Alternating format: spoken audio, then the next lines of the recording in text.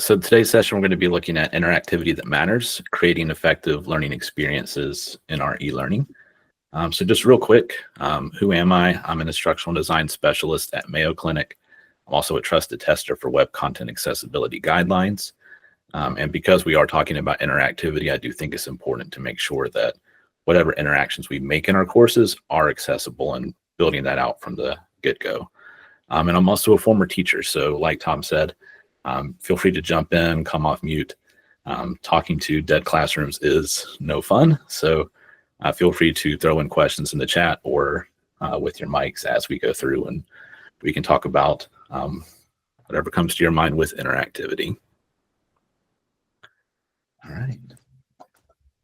And there's quite a few of us former educators in this field now, I think. All right, so first of all, why does interactivity even matter? We need to kind of ground ourselves in that before we talk about what effective interactivity looks like. And when done properly, interactive learning increases engagement. And we know this especially as those of us who were former teachers. If you have a boring classroom, people are not going to be engaged. They're not going to learn what they need to know. It helps with motivation, helps with knowledge retention. So we're reinforcing some of the concepts that we're teaching through, the content itself. And then perhaps most importantly, it provides people with a sense of agency because it's not just a block of text. You're giving them potentially some ownership in the learning and how they access that content.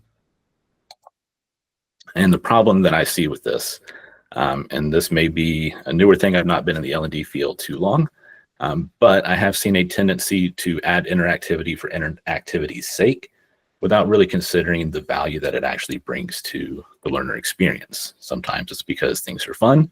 Sometimes it's because they look cool. And I'm seeing a lot of clapping right now.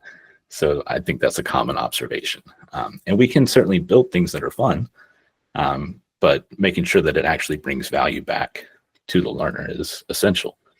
Otherwise, there's no point. Right? So we know interactivity matters, but we don't really seem to know what interactive learning means. And judging from the chat, yes, real problem in our experience has to be purposeful. Excellent. And a couple of disclaimers here. We are instructional designers and we work within systems and we work with certain tools. So sometimes the interactions that we build in courses may not be ideal or things that we would want to do from the beginning. But if you're working in Storyline, you have a 16:9 slide. And getting things to fit on there sometimes requires interactive elements like click to reveals. So I get that. Sometimes it may not be supportive of the learner, but you have to do it to get things to work.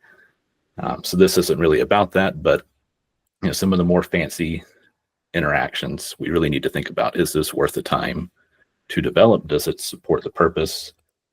And what is the purpose of learning? So before we get going too far, I just want to make sure we're all on the same page by working with common definitions. And that kind of came a bit earlier in the chat, right? Cookie and biscuits and things like that. Make sure we're all speaking the same language. So interactive, I'm defining as a two-way flow. We have a push and pull of content and information. Engaging, you're occupying someone's attention. They are looking at you. They're listening to you. They're actually observant and participating in the process.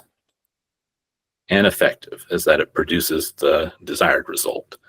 And obviously, they're not mutually exclusive. And the perfect learning scenarios really do all three, right? We want them to be interactive, engaging, and most importantly, effective. So I have a couple of examples here. Well, not a couple. We have 3 examples here. And we can discuss these. You can put your answers in the chat. But these are all real scenarios that I've encountered as a learner or as an instructional designer or both. And we're going to talk about whether they're interactive, engaging, effective, or perhaps none of those or multiple. So example 1, after discussing essential vocabulary during an in-person training session, the facilitator provides attendees with a word search puzzle to familiarize themselves with terminology. So would you say that is interactive, engaging, effective, or none?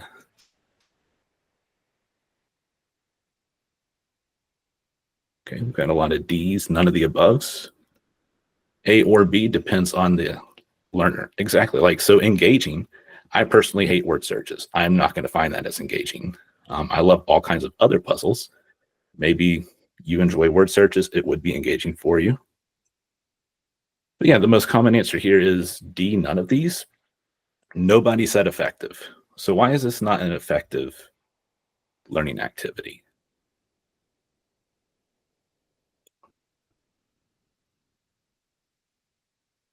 Anybody in the chat? It is very passive. It's also not something that people are going to do on the job. Exactly. Like, you might need to know what the words mean, but you're certainly not going to have to find them in a grid of letters upside down, backwards, and in reverse, right? It's not applicable. So in the classroom setting and the work setting, this is not a good use of time. For the learner, it's busy work, right? And speaking of classroom, this was actually my 7th grade social studies teacher. I'm still bitter and I hold on to grudges for a very long time. Word searches add no value at any point in time, anywhere other than entertainment. So don't do those when you can avoid them. All right, example 2. This was something I experienced as a learner at a corporate organization. At the end of an e-learning course on the dangers of fishing, learners play a game where they take on the role of Fred the fish. In this game, they must navigate from one side of the screen to the other, while avoiding hooks representing dangerous emails. So same choices here. A, interactive, B, engaging, see a laughing face, C, effective, or D, none of these. Elizabeth, no, the hooks were not actually text, unfortunately.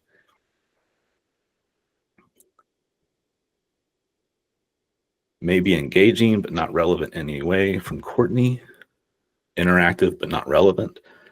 Yeah, I would agree. I think it's interactive, depending on who you are, and engaging, like the word searches, it's a moving target. It's going to vary based on the learner. You might find this engaging. I personally found it infuriating. But yeah, it's not effective, right? Again, none of us picked C. It is interactive. There is a push and pull. A lot of you said maybe B because it could be fun, but definitely not effective. And a couple of you were agreeing with me. You were infuriated too. And Elizabeth, great point. The time that it takes to build that, this was built in storyline. So you had motion paths that they had to set up to make the fish go up, down, left, right. You had animations for motion paths for the fish hooks to go up and down. I can't even think about how many hours they spent building this course or this game for the course. And yeah, none of us said it was effective. Yes, Laura, this is a true story. So this is the most interactive scenario out of the 3 examples that we're going to look at, and not effective at all. And I would also mention, going back to accessibility, completely inaccessible, because if you're requiring your learners to, hold down keys or hit them in a certain order quickly to navigate across the screen, people who have mobility-related disabilities are not going to be able to do that. So keeping accessibility in mind as we go through. All right, and example 3. Software update changed the interface of a frequently used program, creating confusion among staff. The L&D team sent out a 1-page PDF with step-by-step instructions with screenshots for completing the process with the updated interface. Interactive, engaging, effective, or none? I'll give you time to think about that. I see a lot of effectives. Everybody's saying effective. Yeah. This is the most effective solution out of the 3. Engaging, maybe if you like PDFs, walkthroughs. I don't personally find it that engaging. It would be important. Certainly effective. You could make the argument that if you're using that while you're working through the content on another screen, going through that process, perhaps interactive. But yes, this is certainly effective and is also the quickest to build and the most useful for the learner. So what makes the interactivity effective? And that is, it supports the goals, right? It supports and assesses the learner's understanding of the learning objectives and not irrelevant skills like Can you find a word in a grid even if it's backwards? Or can you move Fred the fish across the screen, right? Can you identify spam? Can you identify what these words mean? Can you complete this new process? And when we're talking about interactivity, you'll see different levels. And Tom, no worries, I'm not going to show a pyramid here. But at the most basic level, we have passive interactivity, which is basically the click next to continue, right? There's static content. To advance from one screen to the next, you hit a button, and that's it. Then we have limited interactivity. So we have embedded media, some basic click to reveal interactions, nothing too complicated, and it's more generalized. One size fits all content there. Complex interactivity can be branched scenario-based content, and we'll get into a little bit more about what that might look like in a second, but also assessments that are based on current performance or role. So this is more individualized or more custom to the learner. And full interactivity, things like simulations, interactive games, AR, VR. And all these have their own place, right? Each of these things can be used effectively in e-learning, and each of them can be used poorly in e-learning. So it's not the interactivity itself, it's the science that goes behind it and the thought of how this supports the learner. So where these interactions work best, and again, feel free to jump in, Courtney.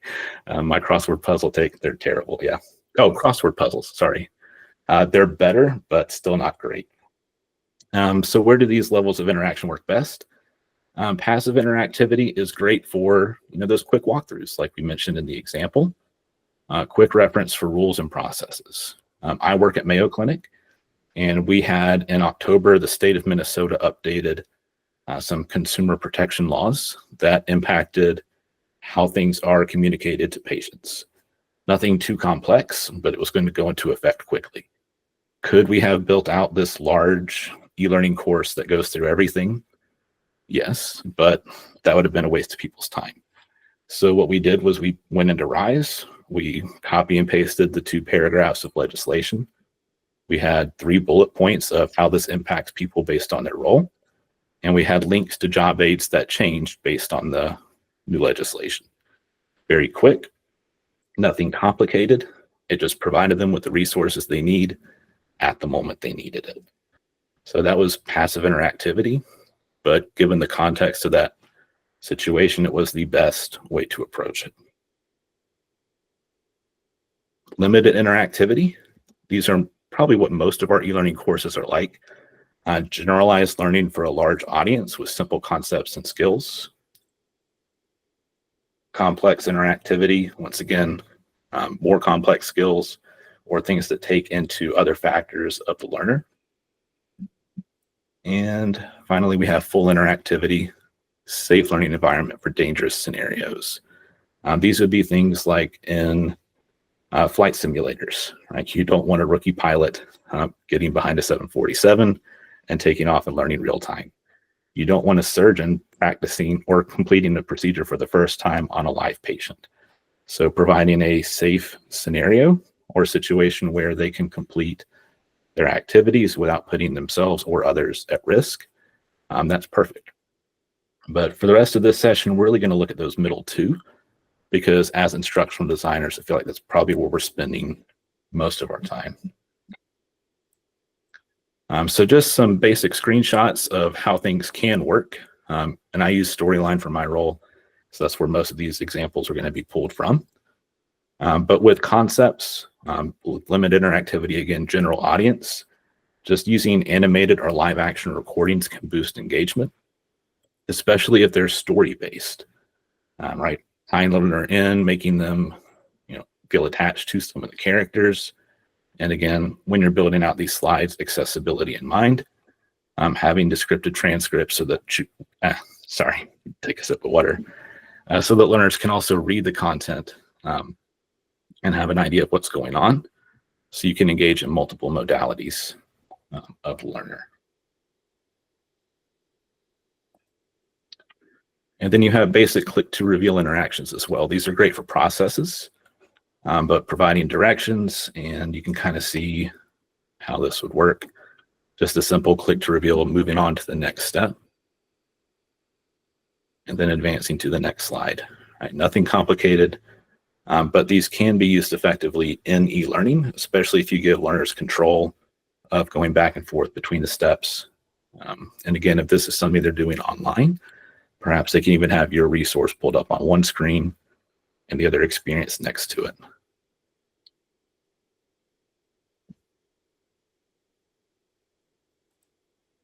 And reflection questions. And I haven't had the privilege of watching the other sessions yet, but I did look through the schedule, and Tom, you can correct me here, but Matt Jensen just had a session on embedding reflection in e-learning. Is that correct?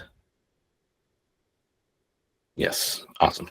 So go check that out. But reflection is one of the best things you can do for your learner, getting them to pause, take a moment to digest what has been going on, and thinking about how they can apply that to their role. So in Storyline, you can just use a text entry field, have the reflection questions, and then have another slide that uses a reference. So you put the question with their response there, and you can even embed JavaScript to have them print out that slide. And this works great. One of the things that we do at Mayo Clinic is we often have e-learning, but then there is follow-up. So if we were talking about providing a concierge patient experience with the 15-5 rule, then learners complete this on their own, but then in their team meeting, they can actually have a discussion with their supervisor and their colleagues of, this is how I will do it, to further reinforce that. So they have the basic interaction in the e-learning, and then it's reinforced with that social learning of talking things out with colleagues. This does not take much time to set up. It's like a 5-minute slide. But it can really make a difference in the learning environment. And then complex interactivity. I'm not going to show any slides for this because it would be too complex by its very nature, but we can talk about how to set these up. So these are branching scenarios that are based on user inputs. So pretest would be an example here. It could also be choices that learners make based on a context. They pick a path and essentially choose your own adventure story. But as an e-learning, it could be based on experience level. Some courses that I've seen, and this kind of depends on how your learning management system is set up, but the new hire onboarding and the annual refresher training is similar. But you can create a shortened version for people who are just doing the refresher, whereas the new hire onboarding could be more in-depth. So having a slide at the beginning that allows the user to pick, I've been here 5 years versus I've been here 5 days. And that takes them to the content that's appropriate for them. Job or role. A lot of the companies, the concepts are similar, but the practice of carrying out those skills is different. So maybe they take a large part of the course together, but then in the application or reflection stage, you have different questions that they can choose based on their role. And then performance on a pre-assessment. So I love this as a teacher, and this is something that I would love to implement more as an instructional designer. But if this is a refresher training, building things that allow users to test out if they demonstrate a knowledge. Right? If you get 100 on the pre-test, you really need the course. And it seems like a lot of you agree. There's a lot of hearts in the chat. And also location work site. We live in an age where there's a lot of people who work remotely. I do. I'm hundreds of miles away from Mayo Clinic sites. So if there is a training on workplace safety, do I really need to go through a section on how to evacuate the Mayo Clinic building if there's a bomb threat or a fire or any of these things that are going on? And the answer is no. I work at home. My door is 2 feet away from me right here. So providing learners with that sense of agency and also respecting their time by not making them take learning that doesn't really apply to them really comes into how you map the storyboard for your course. So to recap, and then we can get into Q&A, I wanted to make sure I left some time for that. Using interactivity can effectively increase learner engagement, motivation, retention, and provide them with a sense of agency, but failing to do so or using it ineffectively can have the opposite result.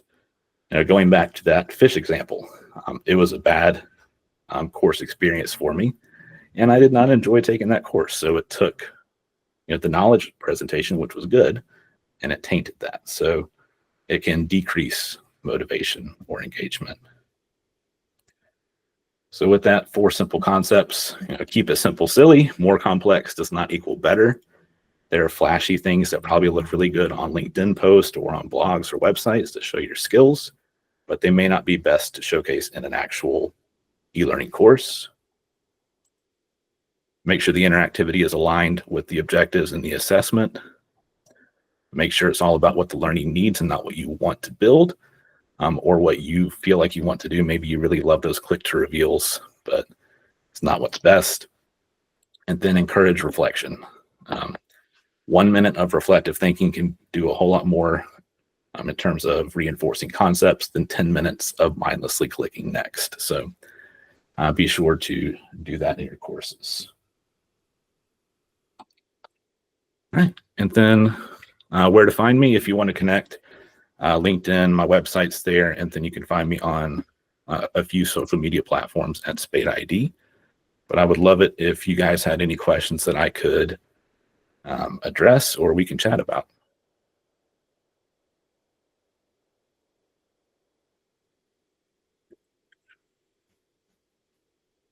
Let's see, going back in the chat. Mandatory branching scenario that was well designed, but it was a topic you didn't see value in. Yeah. And making sure that the content's relevant is essential. You don't want to have to sit in a meeting that's not related to you.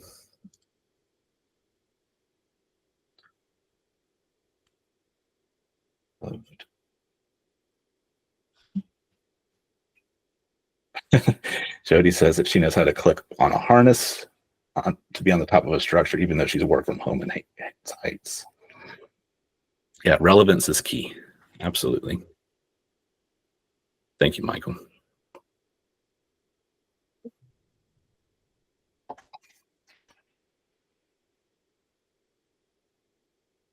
Mapping activity to measurable outcomes.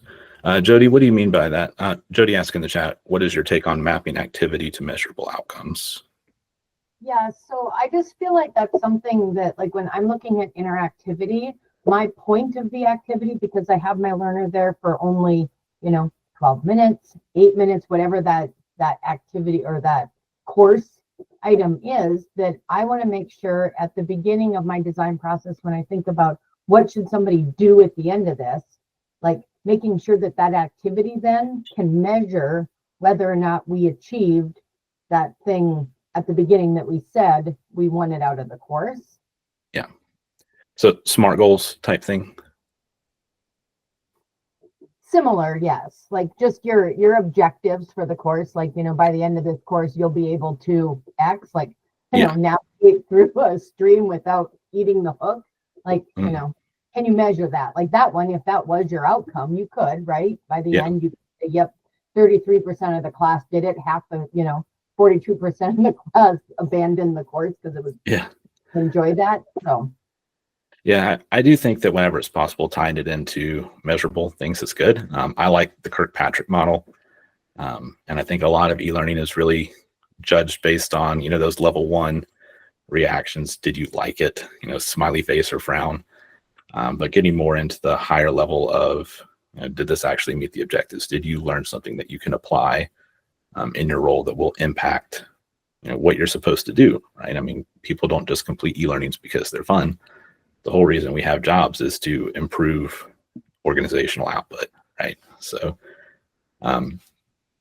we want to make sure that they're tied to things that justify our jobs. Otherwise, we're going to have a green banner up on LinkedIn before too long.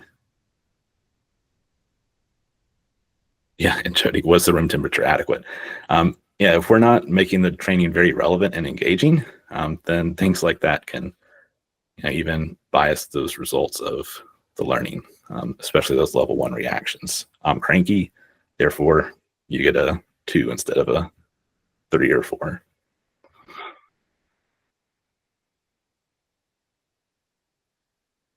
What do you do if printing is not an option?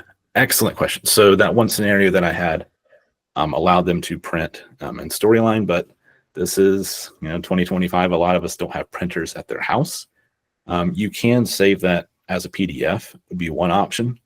One other thing that we've done, especially with our RISE courses, is just to embed a Word document instead of having them type into a text entry field. So at the beginning of the course, we direct them, go up to that hamburger menu in the top right, or click this button here to download the file and fill it out as you go.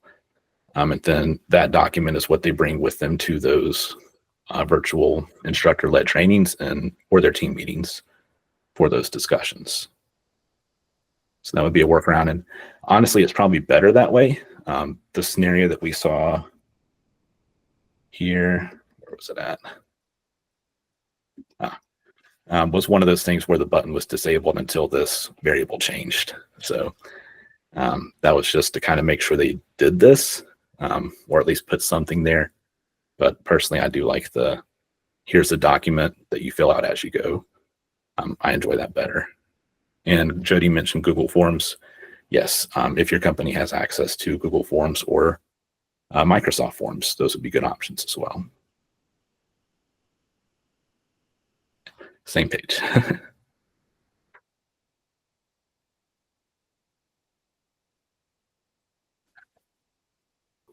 Fantastic session, Jared. Thank you so much. Thank you, Jody. Is there a way to make it too job related that it breaks engagement?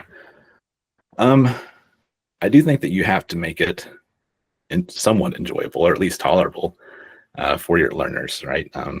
Otherwise, text is a very accessible option, but none of us want to just be given a 10-page PDF and told to read it, right? So finding a balance there of making sure that learners are completing the course and getting access to the content, because if what you have is the best thing ever and it will drive results, but nobody finishes it, what good is it actually doing? And that's my take. Others might disagree, but you obviously want to keep people around long enough to finish and leave with the knowledge they're supposed to have. Yeah. Moment to reflect, moment to play, a role, something engaging.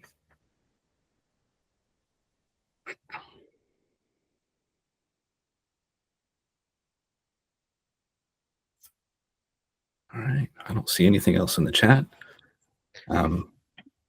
If you would like to connect, feel free to do that. We can carry the conversation on elsewhere. But thanks again, Tom, for this opportunity.